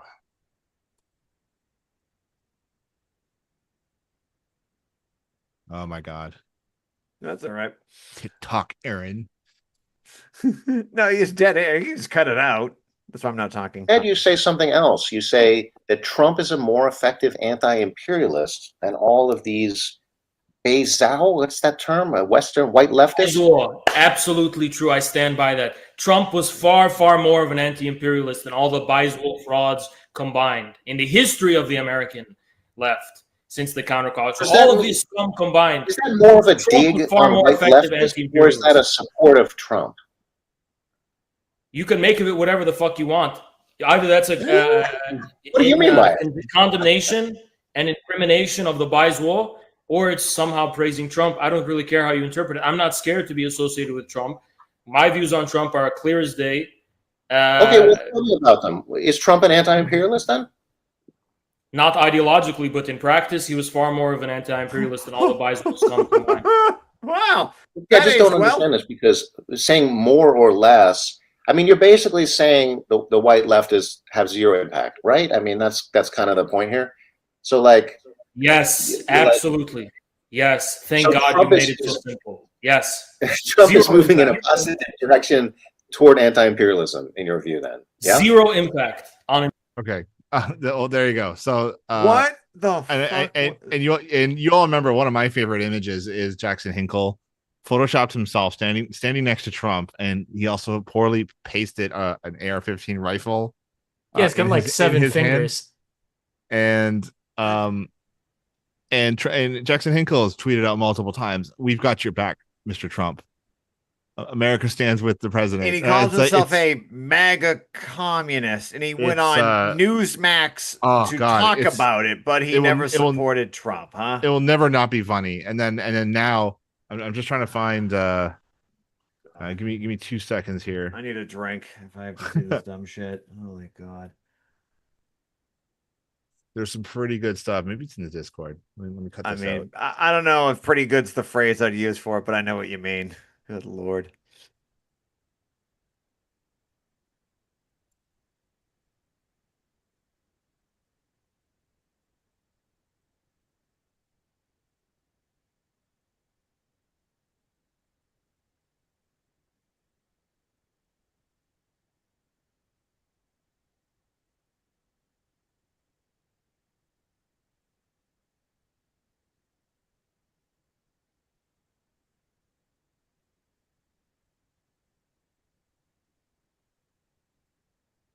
He looks He's- like a He's like a blue-eyed yoga Santa. instructor, and he's with the Communist Party, so he's kind of got not the best politics. But out of all the people who've actually debated Haas, and again, we shouldn't actually do that. He's probably had the best performance on the whole because he pretty much just like asks questions, and Haas just like jumps in like an idiot and interrupts him in 10 seconds. It just sounds like an incoherent moron. How does Haas have anybody listening to him? I don't know. Like- It's like it's literally like the meme, like, it's like I want a cult of personality and they show Stalin or Mao, and it's like, but we have a cult of personality at home and it's Haas. Oh my god. God, he is just like I always want to like do like a knowledge fight thing with him, but I can't fucking listen to this guy talk. It's so I listen to him to boring. go to sleep because he's so stupid. Oh my, He's not interesting. No. He tries to make out like, or at least he's kind of changed his image to try and make out like he's this deep philosopher. He's a moron. Oh my god. No. This is I can't. I tried and I can't do it for more than a few minutes, but Aaron, Here's a- any luck, Aaron? No. Here's a good one though. Our another friend of the show, Chris Morlock. Oh. The deep. Oh. No one voted for Trump in 2024. We specifically said we wouldn't because of Zionism. Only way these glowy schmucks can operate is blatantly lie all the time. So yeah, Johnny Socialism says the MAGA communists have already started trying to claim the left supports war with Iran after promoting Donald Trump as the peace candidate for years. This is your war. This is what you wanted. You don't get to wash your hands of the blood that stains them. Bingo. And actually, I'd have to find it, but I've seen a post from Chris Morlock fairly recently. Vote Trump. Was that the guy who got arrested in Vermont? Is that the guy? Chris Morlock? No, this is some other guy. He's Oh, he's a different guy. Oh, another okay. Nazi. Some other Patsy. Yep. Okay. That's it. Holy God. Which, I by the haven't- way, here's the post. Okay. I know way too much about these people, and it really pains me.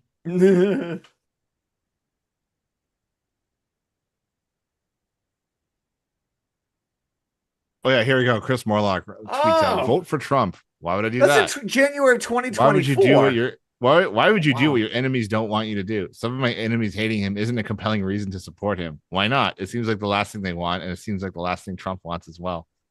That's a response to Chris Morlock tweeting out, "I am always right." What the fuck? Oh my God. Oh God, that's I not call even him the sane. deep of MAGA communism because it's like there's a The if you deep- watch The oh. Boys, the deep Oh my is like God. he's an idiot, and they have like a segment of like deep thoughts from the deep, Deep. and he Yeah. kind of Um, gives off those vibes. and The every only single- difference is like Chris Morlock like looks like a goblin, and at And- least the deep and- is kind of handsome. The Yes. deep Yep. the deep also gets absolutely humiliated in every scene he's in. That's true. It's like he can't, it's so funny. Like, and at least Chase Crawford in real life seems like a decent human being. Morlock also works with open Nazis. Like, yeah, Oh wow. Okay, that's I've that's a seen fact. posts confirming that, and it's also the ACP, so it's like that's like a base assumption. I mean, right? You know, like I don't. I don't It's like you say I can't- Communist it's Party such a stupid USA. thing. I don't even Obviously, ask they a work with question. Democrats. Well, these people work with Nazis. It's like a black white supremacist, like Uncle Ruckus, from like the Boondocks or something. Like I just feel like, but like being a communist should make you oppose on principle. Yeah, That that's what you're against. Even liberals have the sense to be like, this is bad. But it's leave weird it to me. these It's like, why would idiots you to become think a it's communist to like be a Nazi? Right? That doesn't make sense. It's such a stupid movement, and this is just how bad. Like, this is the problem with like because some people think inevitably socialism will win on its own, and it's like no, like.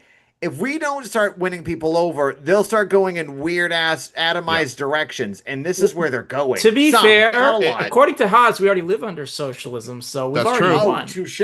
That's true. right. Every time you eat at McDonald's, you are participating in collective consumption and or something like that, and therefore Describe yeah, capitalism then. Or just consuming things. Well, capitalism is when them triple parentheses.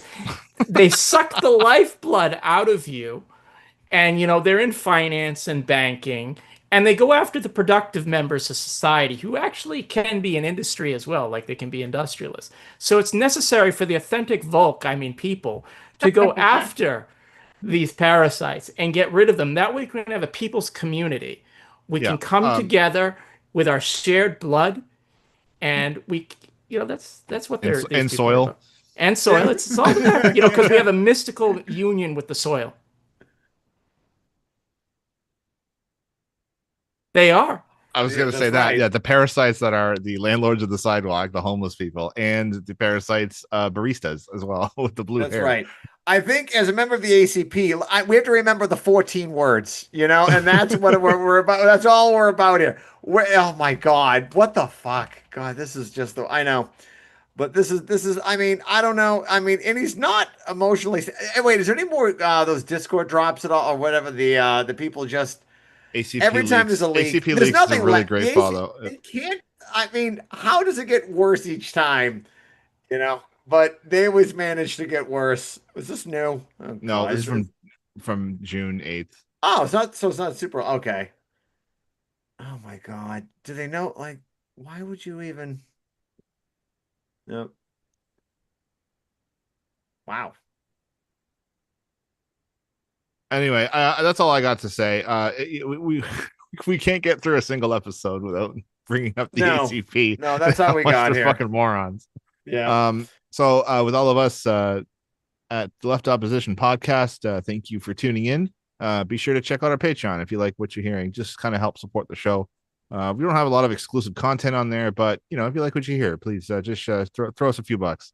Please, God. Yeah. Please buy give me us a new lot air more. conditioning because it's fucking hot in Yeah. here. All I right. am And not for standing Aaron's up. No one- OnlyFans episode, patreon.com/the left opposition / Aaron's OnlyFans. So, folks, we're doing a one-time $4.99 a month. We'll get you to Aaron to stand up. What's he wearing? You find out for $4.99 a month, folks. You heard it here first. All right, awesome. So for everyone here, Chris, Aaron, Joe, and Doug, we wish you keep up the fight, keep up the struggle, and we'll probably see you next week when something bad and terrible happens in the world. So, all right, everyone, take it easy. Good night, and see you later. Hey. Oh, end record. All right, there we go. Recording stopped. All right, thanks All guys. right. That was good. All right, that's awesome. All right, That was good. I think we eked out an episode out of that. I think we did. The Ashley stuff was good. Yeah, we kind of winged that last The part. pride but stuff that's was fine. much better. I was Yeah. I was not as prepared as I normally would like to be. I I want to talk know. a little bit about. I didn't get into it, but I'm going to talk about the Ted Cruz Tucker Carlson interview as a Oh my part of like God. the right is starting to kind of eat itself. Yeah. I don't know if you saw any That'd of be that. interesting. Um, By the way, Tucker Carlson is- in the future, if you want, like I getting closer to release date for the Moscow Trials book. I don't have that yet. Oh shit! All right. right on. You got a publisher and wait. everything, or I you do still have the looking? publisher, so yeah. Oh fuck! I Took was a out of the while. loop. Oh good. Who's your I'm publisher still with? on the fence. I don't know. I've been thinking about producing a like Marxist archaeology series of lectures and guests. I don't know if you guys are ever would be interested in that. Part of like a historical materialism thing. I think that's a great idea. Yeah. I know some. My boss did her PhD thesis on the Irish famine. Oh. And the archaeology of that. And she considers herself a Marxist, and she can put me in touch with other British Marxist archaeologists. Oh. I don't. This would be too much, but this is like this week's like already been kind of hectic. Like I got contacted by my job last week telling me, "Oh, can you teach the Holocaust in history instead of world in the 20th century?" So I'm like, "All right," which means I have to start over. So I did 6 lectures already as of today, and then they contact me. It's like, you know what? We can't actually have you teach that because there's some prerequisite that they don't offer, or whatever. So can you go back to Oh. teaching world history? Didn't lose any money, but now I'm back to. Okay, as long as you don't lose money. That's fine, but oh. it's like I'd already planned 6. I've already written 6 lectures on the Holocaust, which was basically going to be a Marxist history. I've actually have to finish for like the regular one now, but I don't know if if I have the time, I could put all them together and I could do like a multi-part series of a Marxist history of the Holocaust. That would be crazy interesting. That would be I fucking would cool also as love shit. to do I still need to do an episode on Stalinism and the dialectics of Saturn, and essentially like what the left opposition was. I think would be an Yeah, interesting episode. I'd love to do Like, that. why do we call That ourselves might that? be. I wonder if I that'd be thought topical. I actually don't. I actually know very little about the left opposition.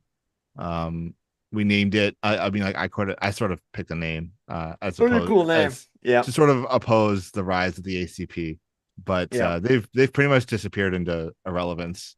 I hope. Thank I have God, not I heard hope much from so. them, which Yeah. is fine. But I think it's still a pretty cool podcast, and kind of it helps us kind of pitch ourselves as like a non-sectarian, like Trotskyist. Right. Like I'd like to group. have more guests than the ISG. I like, but I need to get. I mean, it's just I read their stuff more. But Sure. like, I know, like Um, I'd like ACP to come on, but like they Nope. no, they're never gonna come on. No, I like no. their articles. Yep. No, I mean not the RCA, the R. God damn, sorry, the alphabet soup once again. The It's RCA. okay. It's okay. Yep. Yeah, not the RCP, but the RCA. But it was in the RCI, I mean, but not the honestly, IMT. I thought you said ACP because they will come on. Yep. They Yeah, will, but yeah, no, never we don't have- need never that. have them No. on. How's will debate No. anybody Oh God. because again it has to drive clicks. Oh, and I forgot to answer your question about like why did they call themselves communists? Why couldn't they just be Nazis? And I think and I think they're I think that taps into a working class frustration with the so-called left, with like people are so sick of like the Democrats bullshit, and they're willing to turn to almost anybody that steps up.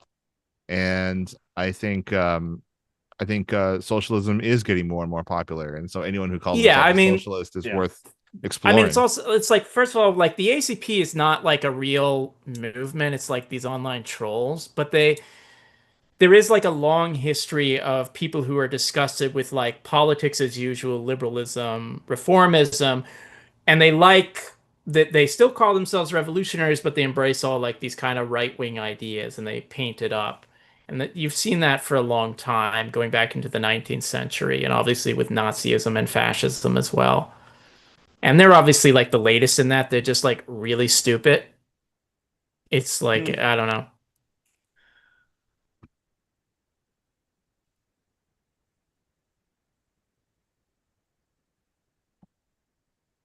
Oh,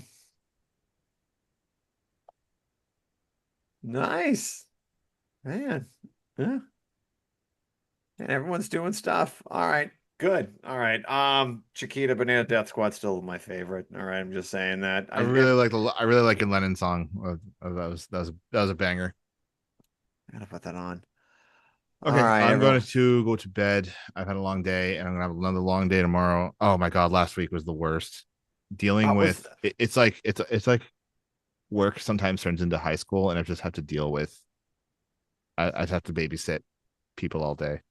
Really? Oh my The God. drama is unbelievable. It's because I I'm don't. working with like I know. I work alone most of the time, which is I'm kind working of with cool like sometimes. early 20s laborers, Oh fuck no! and Oh, it's God. yeah, it's a pain. It's a pain in the ass.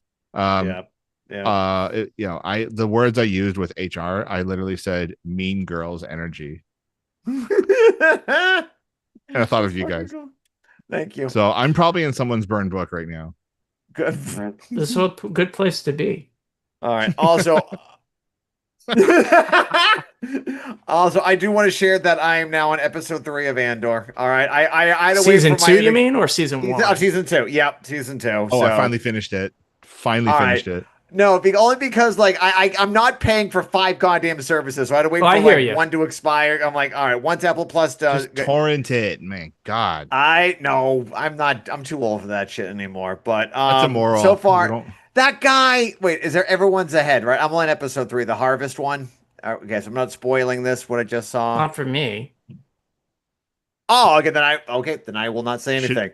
When you're all caught up, I will say it. But okay, never mind. But so far, I'm a fan. I just feel I always hate waiting a year, and then it's kind of, the recap was a 15-minute recap, which I appreciated, but it's a little foggy of people's relate. Like, who are they with each other again? Or they, Sure. I mean, it didn't help that like were producing like right in the middle of the writers of like the strikes in 2023 and everything, and Right. It's been it was so also long. an incredibly expensive production. Like it was Right. like Yeah. Oh my $650 God, million it dollars. It shows like he like. But they, Oh my it God, looks yeah. amazing. Whoa, yeah, boy. they put it to use. Yeah. Yeah. All right. Same here. All right. I'm going to go eat All right. something. All right, everyone. Well, See just you all wait for Joe around. to leave, and then we'll talk about Andor. Oh, okay. Yeah.